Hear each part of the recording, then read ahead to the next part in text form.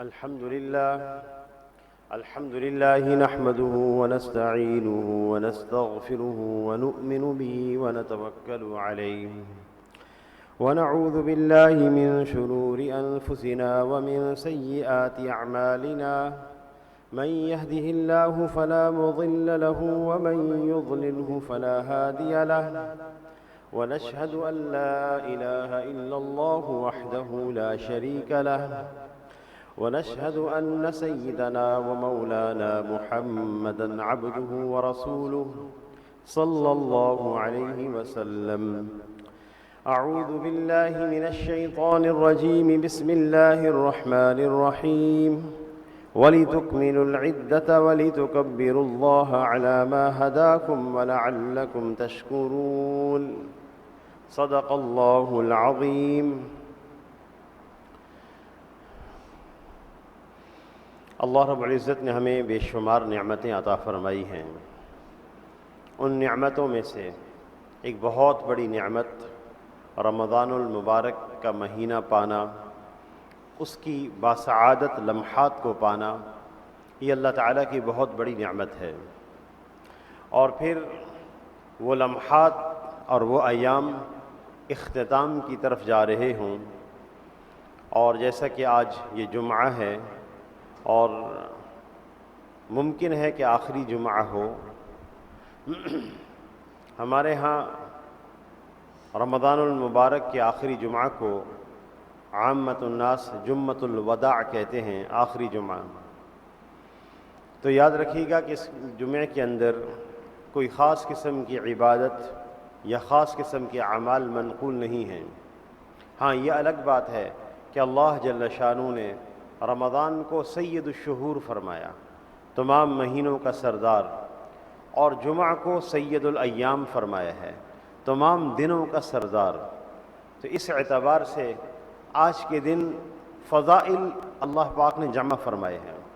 دنوں کے اعتبار سے فضیلت کا دن اور مہینوں کے اعتبار سے فضیلت کا مہینہ اس دن میں جمع ہو رہے ہیں. کسی بھی عبادت کی جب تکمیل ہوتی ہے تو دو طرح کی کیفیات انسان میں ہونی چاہیے، جس کو اللہ تعالیٰ نے بیان فرمایا ہے وَلِتُكْمِلُوا الْعِدَّةَ وَلِتُكَبِّرُوا اللَّهَ عَلَى مَا هَدَاكُمْ وَلَعَلَّكُمْ تَشْكُرُونَ. چاہیے کہ تم اپنی گنتی پوری کرو، اور اللہ تعالیٰ نے جو تمہاری رہنمائی کی ہے، اللہ نے جو تمہیں ہدایت دی ہے نیک عمل کی، اس پر اللہ کی عظمت بیان کرو اور تم شکر گزار بنو.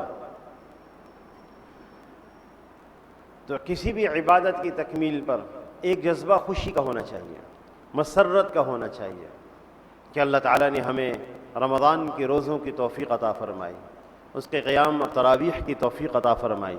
اللہ کی بہت بڑی نعمت. اور بسا اوقات ذہن میں یہ بات آتی ہے کہ ہمارے روزوں کی یا ہمارے تراویح کی کیا حیثیت ہے؟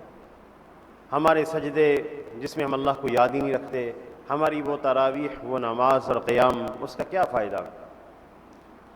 یاد رکھیے گا کہ صرف ظاہری طور پر عبادت کی توفیق ملے، یہ بھی اللہ تعالیٰ کی بہت بڑی نعمت ہوتی ہے. قبول ہو یا نہ ہو پھر بھی ایک نعمت ہے وہ سجدہ جسے تیرے آستان سے نسبت ہے. ایک سجدے کی توفیق ہو جائے، یہ بھی اللہ کی بہت بڑی نعمت ہوتی ہے. حضرت مولانا رشید احمد صاحب گنگوہی رحمۃ اللہ علیہ سے کسی نے کہا کہ حضرت ہم اللہ کا ذکر کرتے ہیں تو زبان سے کرتے ہیں، دل ساتھ نہیں دیتا. تو انہوں نے جواب دیا، اس پر اللہ کا شکر ادا کرو کہ جس نے اعضائے جسم میں سے ایک عضو یعنی زبان کو ذکر کی توفیق دے رکھی ہے. اللہ رب العزت اس شکر کی برکت سے قلب کو بھی توفیق عطا فرما دیں گے. تو اس لیے رمضان کا قیام یا لیلۃ القدر کا قیام اور روزہ اور تراویح، یہ سب اللہ کی بہت بڑی نعمتیں ہیں. اور پھر کسی بھی عبادت کی تکمیل پر انسان کو ڈرنا بھی چاہیے اللہ تعالیٰ کی ذات سے، ڈرتے بھی رہنا چاہیے. خوف کی کیفیت بھی ہو کہ جو اس میں کمی ہو گئیں، جو کوتاہیاں ہو گئیں، کیونکہ رمضان میں اللہ جل شانہ کی طرف سے مغفرت متوجہ ہے، رحمت متوجہ ہے. اور پھر رمضان کے اندر جس شخص کی مغفرت نہ ہو سکے اس کے بارے میں حدیث میں آتا ہے یہ محروم انسان ہے، شقی انسان ہے. آپ صلی اللہ علیہ وسلم کا ارشاد ہے، ایک دفعہ کا ذکر، ایک دفعہ آپ صلی اللہ علیہ وسلم ممبر پر تشریف لائے، پہلی سیڑھی پہ قدم رکھا تو آمین فرمایا۔ اس وقت ممبر کی 3 سیڑھیاں ہوتی تھیں، آپ صلی اللہ علیہ وسلم 2 سیڑھیاں چڑھ کر پھر ممبر پہ تشریف فرما ہوتے تھے۔ جب ابو بکر صدیق رضی اللہ تعالیٰ عنہ تشریف لائے تو وہ ممبر کے دوسری سیڑھی پر انہوں نے خطبہ دیا، پہلا مقام چھوڑ دیا۔ اور جب حضرت عمر رضی اللہ تعالیٰ عنہ تشریف لائے، خلافت جب ان کو دی گئی تو انہوں نے تیسری سیڑھی پر کھڑے ہو کے خطبہ ارشاد فرمایا۔ تو اب بھی ممبر کی تیسری سیڑھی پر خطبہ دیا جاتا ہے۔ تو آپ صلی اللہ علیہ وسلم نے ممبر کی پہلی سیڑھی پہ قدم رکھا تو آمین فرمایا، دوسری سیڑھی پہ قدم رکھا تو آمین فرمایا، تیسری سیڑھی پہ قدم رکھا تو آمین فرمایا۔ صحابہ اکرام رضی اللہ عنہم اجمعین نے خلاف معمول عمل دیکھ کر پوچھا، یا رسول اللہ آج خلاف معمول عمل دیکھا ہے۔ آپ صلی اللہ علیہ وسلم نے ارشاد فرمایا کہ جبرائیل علیہ السلام میرے پاس آئے اور انہوں نے یہ بددعا دی، من ادرک رمضان فلم یغفر لہ، کہ وہ شخص بعد من ادرک رمضان، بعد من ادرک رمضان فلم یغفر لہ، ہلاک ہو جائے وہ شخص جو رمضان کا مہینہ پائے اور پھر اس کی مغفرت نہ ہو۔ آپ صلی اللہ علیہ وسلم نے فرمایا آمین۔ جمعے کا دن ہے اور رمضان کا مہینہ ہے، اور پھر مسجد نبوی شریف اور ممبر رسول صلی اللہ علیہ وسلم کے پاس اور عین خطبہ دینے کے وقت، یہ سارے قبولیت دعا کے مقامات ہیں۔ اور پھر خود رسول اللہ صلی اللہ علیہ وسلم کا آمین فرمانا، جبرائیل علیہ السلام کا بددعا کرنا، اور آپ صلی اللہ علیہ وسلم کا یوں کہنا آمین۔ آمین کا معنی ہوتا ہے استجب، اے اللہ یہ دعا قبول فرما لیں آپ۔ اللہ جل شانہ نے کتنے مغفرت کے سامان ہمارے ساتھ جمع کیے ہیں۔ من فطر فیہ صائما، جو کسی روزہ دار کو افطار کرا دے، غفر لہ ما تقدم من ذنبہ، اس کے اگلے پچھلے گناہ معاف ہو جاتے ہیں۔ صحابہ کرام نے عرض کیا، یا رسول اللہ لیس کلنا ما یجد، ہم میں سے ہر شخص کے پاس اتنی وسعت نہیں ہے۔ آپ صلی اللہ علیہ وسلم نے ارشاد فرمایا، جو آدمی مذقۃ لبن او شربۃ ماء، جو ایک گھونٹ لسی پلا دے، ایک گھونٹ پانی پلا دے، ایک کھجور کھلا دے، اللہ جل شانہ یہ ثواب اس کو بھی عطا فرما دیں گے۔ مغفرت کے سامان جمع کیے گئے کہ دریا میں مچھلیاں تک مغفرت کی دعا کرتی ہیں روزے دار کے لیے۔ اور جب ہم سحری کھاتے ہیں جو ہماری حاجت ہے روز کے اعتبار سے، ان اللہ وملائکتہ یصلون علی المتسحرین، اللہ تعالی اور اس کے فرشتے، اللہ جل شانہ سحری کھانے والوں پہ رحمت نازل فرماتے ہیں، اور ان کے فرشتے اللہ سے رحمت کی دعا کی درخواست کرتے ہیں۔ اور پھر جب لوگ عید الفطر کے دن میدان میں عید کی نماز پڑھنے کے لیے نکلتے ہیں تو آپ صلی اللہ علیہ وسلم کا ارشاد ہے، باہ بہم الملائکہ، اللہ جل شانہ فرشتوں پہ فخر فرماتے ہیں اور خود فرماتے ہیں، یہ بتاؤ کہ ایک مزدور جب مزدوری کر چکے تو اس کو کیا ملنا چاہیے؟ تو فرشتے عرض کرتے ہیں، یا اللہ مزدور کو پوری مزدوری دے دی جائے۔ تو اللہ جل شانہ فرماتے ہیں، وعزتی وجلالی وکرمی وعلوی وارتفاع مکانی، 5 قسمیں اللہ پاک کھاتے ہیں۔ مجھے میری عزت کی قسم، میرے جلال کی قسم، میرے علو شان کی قسم، میرے ارتفاع مکان کی قسم، مجھے میرے کرم کی قسم، آج یہ جو دعا مانگے لأجیبنہم، میں قبول کر لوں گا۔ پھر اللہ جل شانہ کی طرف سے اعلان ہوتا ہے، ارجعوا، تم سب اس طرح واپس چلو کہ بدلت سیئاتکم حسنات، میں نے تمہارے گناہوں کو نیکیوں سے بدل دیا ہے اور تم مغفرت کے ساتھ واپس لوٹ جاؤ۔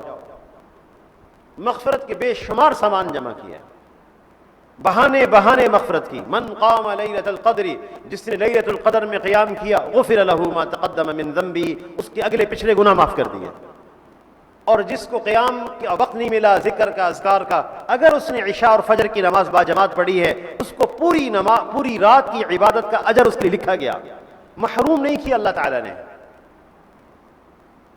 اور تراویح کے بارے میں فرمایا، من قام فی رمضان، جس نے رمضان میں تراویح کا قیام کیا، غفر لہ ما تقدم من ذنبہ، اس کے اگلے پچھلے گناہ اللہ تعالیٰ معاف فرما دیتے ہیں۔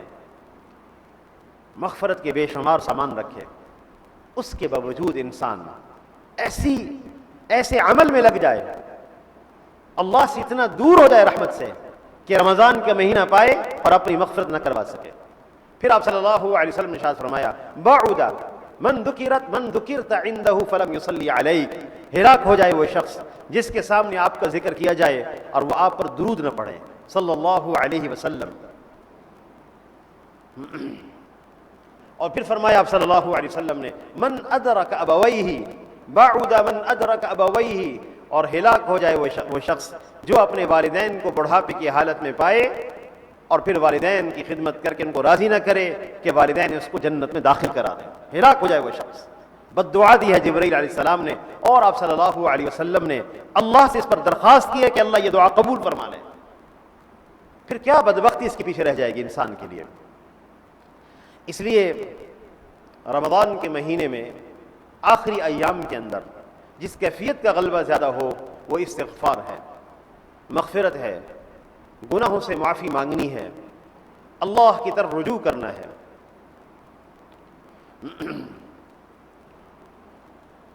بعض لوگوں کے دلوں میں یہ بات آتی ہے، اور خاص طور پہ نوجوانوں کے ذہن میں، کہ اللہ جل شانہ ہمارے گناہوں کو معاف کر دیں گے، کہ ہم نے بڑے بڑے گناہ کر رکھے ہیں۔ قرآن پاک میں اللہ تعالیٰ نے بڑے گناہوں کو ذکر فرمایا، ان المنافقین فی الدرک الاسفل من النار ولن تجد لهم نصیرا، منافقین جہنم کے سب سے نچلے طبقے میں ہوں گے۔ نفاق بہت بڑا گناہ ہے، انسان اندر سے اسلام کے خلاف اور کفر پر قائم اور زبان سے اظہار اسلام کرے، یہ جہنم کے سب سے آخری طبقے میں ہے۔ وَلَن تَجِدَ لَهُمْ نَصِيرًا، اے نبی صلی اللہ علیہ وسلم آپ ان کے لیے کوئی مددگار نہیں پائیں گے۔ پھر اگلی بات فرمائی إِلَّا الَّذِينَ تَابُوا وَأَصْلَحُوا وَاعْتَصَمُوا بِاللَّهِ وَأَخْلَصُوا دِينَهُمْ لِلَّهِ، ہاں جو توبہ کر لے، ایمان لے آئے، اللہ کی رسی کو مضبوطی سے پکڑے، خالص اللہ کے دین کو اختیار کرے، یہ لوگ ایمان والوں کے ساتھ ہیں۔ وَسَوْفَ يُؤْتِ اللَّهُ الْمُؤْمِنِينَ أَجْرًا عَظِيمًا، اللہ ان کو اجر عظیم عطا فرمائیں گے۔ مَا يَفْعَلُ اللَّهُ بِعَذَابِكُمْ إِن شَكَرْتُمْ وَآمَنْتُمْ، اللہ تمہیں عذاب دے کر کیا کریں گے اگر تم شکر گزار بنو اور ایمان لے آؤ۔ نفاق بھی معاف ہو سکتا ہے توبہ کے بعد، اور اسی طرح ایک بہت بڑا گناہ اللہ کی اولاد کو ٹھہرانا ہے کہ اللہ کی اولاد ہے۔ وَقَالُوا اتَّخَذَ الرَّحْمَنُ وَلَدًا، نصارہ کہتے ہیں کہ اللہ تعالیٰ کی اولاد ہے، اور یہ جملہ اتنا سخت ہے کہ لَقَدْ جِئْتُمْ شَيْئًا إِدًّا، تم نے بڑی بھاری بات کہی ہے۔ تَكَادُ السَّمَاوَاتُ يَتَفَطَّرْنَ مِنْهُ وَتَنشَقُّ الْأَرْضُ وَتَخِرُّ الْجِبَالُ هَدًّا، قریب تھا کہ آسمان پھٹ جائیں، زمین شق ہو جائے اور پہاڑ ہیبت سے ٹوٹ کر بکھر جائے۔ یہ اتنا سخت جملہ ہے یہ کہنا کہ رحمان کی اولاد ہے۔ لا ينبغي للرحمن ان يتخذ ولدا، رحمان کی اولاد نہیں ہو سکتی، وہ پاک ہے اس سے۔ اور ان لوگوں کو بھی اللہ جل شانہ فرما رہے ہیں لقد كفر الذين قالوا ان الله ثالث ثلاثة وما من اله الا اله واحد وان لم ينتهوا عما يقولون ليمسن الذين كفروا منهم عذاب اليم افلا يتوبون الى الله، یہ لوگ توبہ کیوں نہیں کرتے جنہوں نے یہ کہا کہ رحمان کی اولاد ہے، یا جنہوں نے عیسیٰ علیہ السلام اور حضرت مریم علیہ السلام اور اللہ کی ذات کو کہا کہ تین ایک ہیں۔ افلا یتوبون الی اللہ، یہ اللہ سے معافی کیوں نہیں مانگتے؟ ویستغفرونہ واللہ غفور رحیم، اگر یہ معافی مانگیں تو اللہ کو بڑا بخشنے والا اور رحم کرنے والا پائیں گے۔ اتنے بڑے گناہوں کی مغفرت ہے۔ سورۃ البروج میں اصحاب الاخدود کا ذکر ہے۔ ایک بادشاہ نے اپنی قوم کے 12,000 ایمان والے مرد اور عورتوں کو زندہ جلایا ہے۔ اس کی قوم کے لوگ مسلمان ہو گئے ایک بچے کی، ایک نوجوان کی دعوت دینے پر، تو اس نے خندقیں کھدوائی اور اس میں ایندھن بھروایا اور آگ لگا دی، اور ایک ایک کو بلاتا تھا اور وہ کہتا تھا کہ مجھ پر ایمان لاتے ہو یا اللہ پر، وہ کہتے ہیں ہم اللہ پر ایمان لاتے ہیں، تو اس کو آگ میں پھینکوا دیتا، تو 12,000 لوگ جلوا دیا۔ اور اس پر قرآن پاک کی آیات نازل ہوئیں ان الذین فتنوا المؤمنین والمؤمنات ثم لم یتوبوا، جس نے ایمان والے مرد عورتوں کو آزمایا آگ پہ کھڑا کر کے کہتا تھا کہ مجھ پر ایمان رکھتے ہو یا اللہ پر ایمان رکھتے ہو. ثم لم يتوبوا، پھر توبہ نہیں کی. حضرت حسن بصری رحمۃ اللہ علیہ فرماتے تھے تعجب ہے اللہ کی رحمت پر اور اس کی مہربانی پر، اس کے لطف پر، اس کے کرم پر کہ جس نے اس کے 12,000 اولیاء کو جلا دیا، اور اس کو بھی اللہ تعالیٰ یہ فرما رہے ہیں کہ اگر یہ توبہ کر لے تو ہم اس کو بھی معاف کر دیں. کیسے ہم اللہ کی ذات سے مایوس ہو جائیں گے؟ شیاطین گناہوں کے بعد مایوسی پیدا کرتے ہیں. اللہ کی ذات سے دوری ہو جائے، اللہ کی رحمت سے مایوس ہو جائے انسان. قل یا عبادی الذین اسرفوا علی انفسہم، آیت الرجاء قرآن پاک کی نازل ہوئی کہ جس آیت کے بعد اللہ کی ذات سے کوئی مایوسی نہیں. لیکن ہرگز ان آیات کا مطلب یہ نہیں ہے کہ اللہ جل شانہ خدا نخواستہ نعوذ باللہ کوئی گناہوں کی طرف دلیری پیدا کر رہے ہیں. ہرگز نہیں. یہ بری فطرت سے انسان یہ بات سمجھتا ہے. اللہ جل شانہ اپنی رحمت سے امیدوار بنا رہے ہیں. جس کی تھوڑی سی فطرت سلیم ہوگی اس کو گناہوں سے شرم آئے گی. قل یا عبادی الذین اسرفوا، میرے بندوں سے یہ بات کہہ دیجئے جن سے غلطیاں ہو گئیں، لا تقنطوا من رحمت اللہ، وہ میری رحمت سے نہ امید نہ ہو. ان اللہ یغفر الذنوب جمیعا، اللہ تعالیٰ سارے گناہ معاف کر دیں گے. وہ میری رحمت سے نہ امید نہ ہو. ہم اللہ کی رحمت کو نہیں جان سکتے. کتنی وسعت والی رحمت ہے، کتنے مہربان ہیں. چونکہ اللہ تعالیٰ کی ذات لا محدود ہے لہذا اللہ کی مہربانی کو ہم نہیں جان سکتے. دنیا میں اللہ کا مہربان ہونا اور نوعیت کا ہمارے اوپر ظاہر ہوا ہے. میدان مقام برزخ قبر میں اللہ کی رحمت کا اس سے اعلیٰ ظہور ہوگا جس کا ہمیں تصور اور شعور نہیں ہے. اور میدان آخرت کے اندر جو رحمت کا ظہور ہوگا ہم اس کا بھی شعور نہیں رکھتے.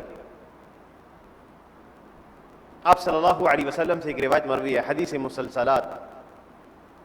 مسلسلات بالضحک. محدثین نے وہ جو روایات نقل کی ہیں کہ جن کو بیان کرتے ہوئے آپ صلی اللہ علیہ وسلم ہنسے، مسکرائے. آپ صلی اللہ علیہ وسلم نے ارشاد فرمایا کہ ایک آدمی کو اللہ جل شانہ اپنے سامنے حاضر کریں گے اور صرف صغائر کا تذکرہ کریں گے. اس کے سامنے چھوٹے گناہ ہوگا اور فرمائیں گے اذنبت کذا اذنبت کذا اذنبت کذا، تو نے یہ بھی گناہ کیا، یہ بھی گناہ کیا، یہ بھی گناہ کیا. اللہ اکبر. وہاں تو تمام گناہ حرکات و سکنات سمیت پیش کیے جائیں گے.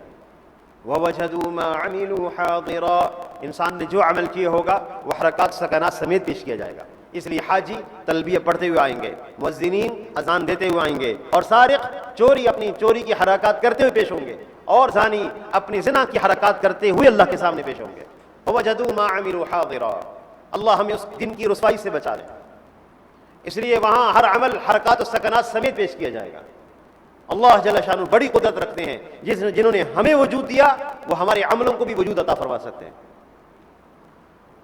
تو اللہ جل شانہ فرمائیں گے اذنبت کذا وکذا، یہ بھی گناہ کیا، یہ بھی گناہ کیا. تو آدمی گھبرائے گا کہ ابھی تو چھوٹے گناہوں کی باری آ رہی ہے، آگے بڑے گناہوں کا بھی ذکر ہونے والا ہے. آدمی کہے گا میں تو ہلاک ہو گیا. تو اللہ جل شانہ بڑے گناہ نہیں گنوائیں گے اور اتنی بات فرما کے فرمائیں گے جا میں نے تجھے معاف کیا، تیرے گناہوں کو نیکیوں سے بدل دیا.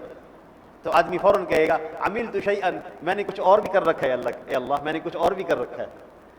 اب وہ بھی گنوا دیں. آپ صلی اللہ علیہ وسلم اس حدیث کو بیان کرنے کے بعد اتنا ہنسے کہ حتی بدت نواجذہ، کہ آپ صلی اللہ علیہ وسلم کی داڑھیں ظاہر ہو گئیں. چونکہ رسول اللہ صلی اللہ علیہ وسلم اس کی پوری کیفیت کا ادراک کر رہے تھے، اس کی خوشی کا ادراک کر رہے تھے. اللہ کی ذات بڑی مہربان ہے، انسانوں سے بڑی محبت فرماتے ہیں. اس لیے آپ صلی اللہ علیہ وسلم کا ارشاد ہے ان اللہ یحب العبد المؤمن المفتن التواب، اللہ تعالیٰ اس بندے سے بڑی محبت کرتے ہیں جو بار بار گناہ کی فتنے میں مبتلا ہو جاتا ہے پھر وہ توبہ کر لیتا، اللہ کی طرف رجوع کرتا ہے. بار بار مبتلا ہو جاتا ہے بیچارہ. المفتن، یہ حدیث گناہ پر دلیری دلانے کے لیے نہیں ہے، اللہ کی طرف رحمت کی طرف رجوع کرنے کے لیے ہے. اجازت نہیں دی جا رہی گناہ کرو، رحمت کی طرف امید دلائی جا رہی ہے. المفتن، جو بار بار مبتلا ہو جاتا ہے پھر توبہ کرتا ہے، پھر مبتلا ہو جاتا ہے پھر توبہ کرتا ہے. ہم اس اللہ کی ذات سے کیوں مایوس ہوں؟ جن کی طرف سے یہ اعلان ہو یا ابن آدم، اے بندے اگر تو اتنے گناہ کرے کہ لو بلغت ذنوبک عنان السماء ثم استغفرتنی غفرت لک، اے بندے اگر تو اتنے گناہ کرے کہ وہ آسمان کی چھت کو جا کے لگ جائے پھر تم مجھ سے معافی مانگو تو میں تمہیں معاف کر دوں گا۔ اس لیے اللہ کی رحمت کے قریب ہونا ہے۔ آپ صلی اللہ علیہ وسلم نے اصل میں ہم اللہ کی رحمت کو سمجھ نہیں سکتے اگر ہم توبہ کریں، رجوع کریں۔ میں یہ باتیں آپ سے اس لیے کہہ رہا ہوں کہ رمضان کا جو مہینہ ہے یہ استقامت علی العمل کا مہینہ ہے۔ اللہ نے ہماری عادتیں بدل دی ہیں۔ روزانہ رات کو 20 رکعت تراویح میں قرآن کی سماعت کرنا معمولی بات ہے، اللہ کی توفیق سے ہو رہا ہے۔ روزانہ سحری میں اٹھنا اور روزانہ صبح سے لے کے مغرب تک کے وقت میں خالی پیٹ، خالی اور پانی کے بغیر رہنا اور نمازوں کا اہتمام کرنا اور گناہوں سے بچنے کی کوشش کرنا، اللہ کی توفیق شامل حال ہے۔ اللہ نے ہماری عادتیں بدل دی ہیں، رات کو اٹھنے کی عادت بن گئی ہے۔ اللہ کرے تہجد پر استقامت نصیب ہو جائے۔ اور وہ لوگ جو کہتے ہیں کہ ہم گناہوں سے نہیں بچ سکتے، ہمارا ماحول ایسا ہے کہ ہم نہیں بچ سکتے۔ امریکہ میں کسی جگہ پر ہم اگر یہ کہتے کہ نگاہوں کی حفاظت کرنی چاہیے تو لوگ ایک دوسرے کو دیکھ کے ہنسنے لگ جاتے، کہتے کیا بات کر رہے ہیں، ہو ہی نہیں سکتی۔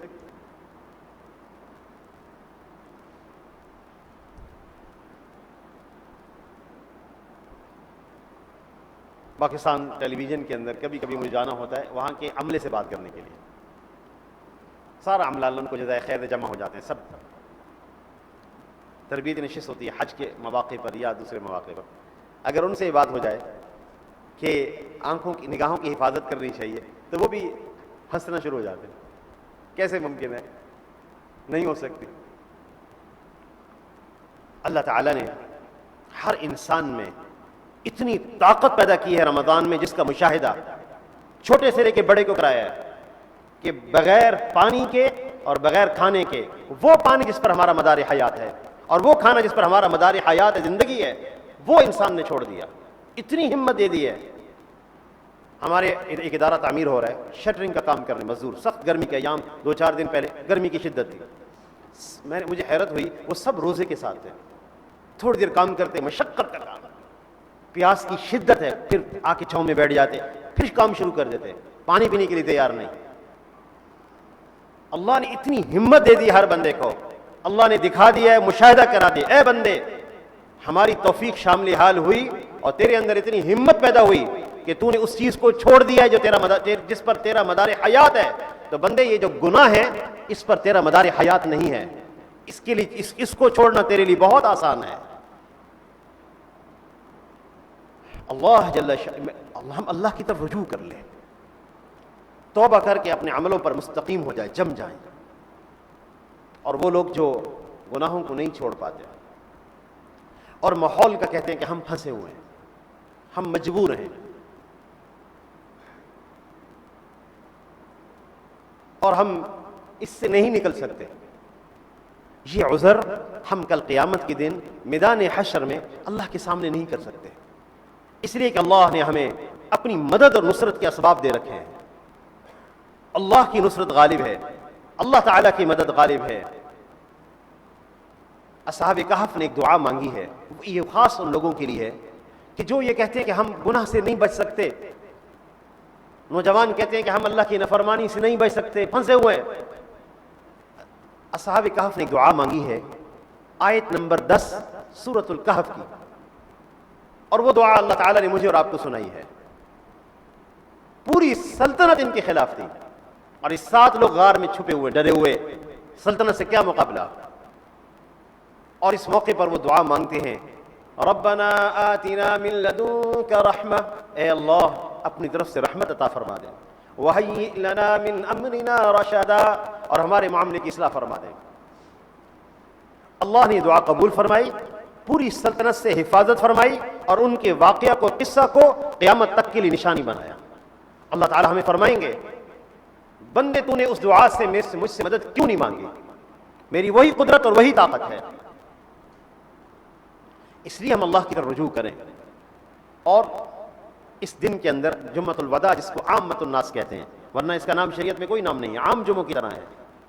اس میں غلط فہمی چلتی ہے کہ اگر اس میں قضاء عمری پڑھ لی جائے، 4 رکعت فلاں فلاں طریقے سے پڑھ لی جائے تو ساری زندگی کی نمازیں، کہتے ہیں کہ 70 سال کی نمازیں قضا ہو جاتی ہیں.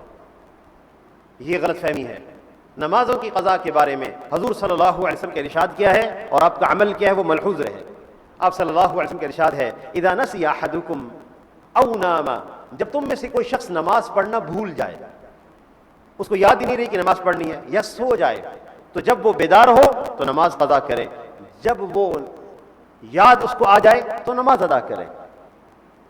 جنگ خندق کے موقع پر آپ صلی اللہ علیہ وسلم اور آپ کے اصحاب پر اتنی کثرت سے تیر اندازی ہوئی کہ 4 نمازیں مسلسل قضا ہو گئی، ظہر، عصر، مغرب اور عشاء. موقع ہی نہیں تھا، کثرت سے تیر اندازی ہوئی. عشاء کے بعد تیر تھمے جب، تو آپ صلی اللہ علیہ وسلم نے بد دعا فرمائی ان کو جنہوں نے نمازوں کے رکاوٹ بنے کہ ان پر آگ ہو. اور پھر آپ صلی اللہ علیہ وسلم نے حضرت بلال رضی اللہ تعالیٰ عنہ کو حکم فرمایا کہ وہ اذان دیں. انہوں نے اذان دی، پھر اقامت کہی گئی ظہر کی نماز کے لیے، آپ نے ظہر کی نماز پڑھائی. پھر اقامت کہی گئی عصر کی نماز کے لیے اور آپ نے عصر پڑھائی. پھر اقامت کہی گئی مغرب کی نماز کے لیے اور آپ نے مغرب پڑھائی. اور پھر اقامت کہی گئی عشاء کے لیے اور آپ نے عشاء کی نماز پڑھائی. 4 نمازیں قضا فرمائی. لہذا یہ غلط فہمی ہے مجمع کے اندر جو پھیلائی جاتی میسج کے ذریعے سے. اور میں ایک بات اور عرض کر کے بات ختم کروں. میسج میں یہ جو احادیث کثرت سے ہم پھیلاتے ہیں اور اس کو ایک بٹن دبائے ہزاروں لوگوں تک پہنچے، جب تک صحیح ماخذ سے حدیث ثابت نہ ہو، اگر اس کو ویسی نقل کر دیا جائے کہ فلاں حدیث، روزانہ کو 4 دن بعد ایک ایسی حدیث مجھے بھیجو بھی آتی ہے، بندہ پڑھ کر حیرت زدہ ہو جاتا ہے کہ یہ کہاں ہوگی یہ بات. اور الحمدللہ جب آدمی احادیث کا مطالعہ بہت کثرت سے کر رہا ہو تو حدیث دیکھتے ہی احساس ہوتا ہے کہ یہ مضمون رسول اللہ صلی اللہ علیہ وسلم کا نہیں ہے، گڑا گیا ہے. احادیث کو اس طرح نقل کرنا بغیر تحقیق کے، اس کی وعید کیا ہے؟ اب صلی اللہ علیہ وسلم کا ارشاد ہے من کذب علی متعمدا، جس شخص نے مجھ پر جان بوجھ کر جھوٹ بولا کہ یہ میری بات نہیں تھی لیکن میری طرف منسوب کر دی، فلیتبوأ مقعدہ من النار، اس کو چاہیے کہ اپنا ٹھکانہ جہنم کی آگ میں بنا لے. یہ جو احادیث ہم تک روایت ہوئی ہیں کس نظام سے ہم تک پہنچی ہیں؟ 50,000 لوگ اس کو روایت کرنے والے ہیں جن کی ساری زندگیاں محفوظ ہیں. کیا کاروبار کرتے تھے، کیا عمل کرتے تھے، متقی تھے کہ نہیں تھے، بازار میں رویہ کیسا تھا. 50,000 لوگوں کی زندگیاں محفوظ کی گئیں جنہوں نے روایت کیا ہے تاکہ رسول اللہ صلی اللہ علیہ وسلم کی احادیث محفوظ ہو جائے. اتنی عام بات ہے یہ. اور پھر امام بخاری رحمۃ اللہ علیہ امیر المومنین فی الحدیث کی ایک تھوڑی سی احتیاط میں آپ سے نقل کر دیتا ہوں تاکہ احساس ہو جائے. جب تک صحیح ماخذ سے حدیث نہ ملے ہم آگے اس کو میسج نہ کریں، ورنہ ہم اس گناہ کے مرتکب ہوں گے اور یہ گناہ کبیرہ ہے. امام بخاری رحمۃ اللہ علیہ امیر المومنین فی الحدیث مدینہ المنورہ سے عراق کا سفر کرتے ہیں. ایک حدیث کو ایک شیخ سے سننا تھا خود تاکہ واسطہ کم ہو جائے. ان کے گھر پہنچتے ہیں، گھر والوں سے پوچھتے ہیں کہ وہ شیخ کہاں ہیں. انہوں نے کہا کہ وہ جنگل میں گئے ہیں، ان کی سواری بھاگ گئی ہے، ان کو لینے کے لیے گئے. تو امام جنگل میں چلے گئے. امیر المؤمنین فی الحدیث امام بخاری رحمۃ اللہ علیہ دیکھا تو وہ اپنی قمیص کا دامن ایسے پکڑے ہوئے، قمیص کا دامن ایسے اپنی سواری کی طرف رک کر کے کھڑے ہیں، اس کو بلا رہے ہیں، ایسے دکھا رہے ہیں کہ اس میں کوئی چیز ہے، کھانا ہے، اس کا چارہ ہے تو آ جائے. امام نے فرمایا آپ کی گود میں کیا ہے دامن میں؟ کہنے لگے خالی ہے، بس سواری کو اپنے قریب کرنے کے لیے اس کو دکھا رہا ہوں. امام وہیں سے پلٹ گئے. کہنے لگے کہ جو جانور کو دھوکہ دے سکتا ہے وہ اللہ کے رسول صلی اللہ علیہ وسلم کی حدیث نقل کرتے وقت بھی دھوکہ دے سکتا ہے. حدیث نقل نہیں کی. ایسے نہیں اللہ نے ان کو بنایا. امیر المؤمنین فی الحدیث محمد بن اسماعیل البخاری رحمہ اللہ. اس لیے احادیث کو نقل کرتے وقت احتیاط کی جائے. یہ موضوع روایت ہے گھڑی ہوئی جس کو اب میسج کے ذریعے سے آخری جمعہ ہوگا اور خوب حرکت دی جائے گی. تو بہرحال آخری ایام کے اندر جب بھی کسی عبادت کی تکمیل ہو تو 2 طرح کی کیفیات ہونی چاہیے. جیسے شروع میں نے آیت تلاوت کی، ایک خوشی کے جذبات ہونے چاہیے، مسرت کے، اور دوسرے استغفار کے اور توبہ کے، ندامت کے جذبات ہونے چاہیے. اللہ تعالیٰ سے دعا ہے اللہ ہم سب کو عمل کی توفیق عطا فرمائے. وآخر دعوانا ان الحمد للہ رب العالمین.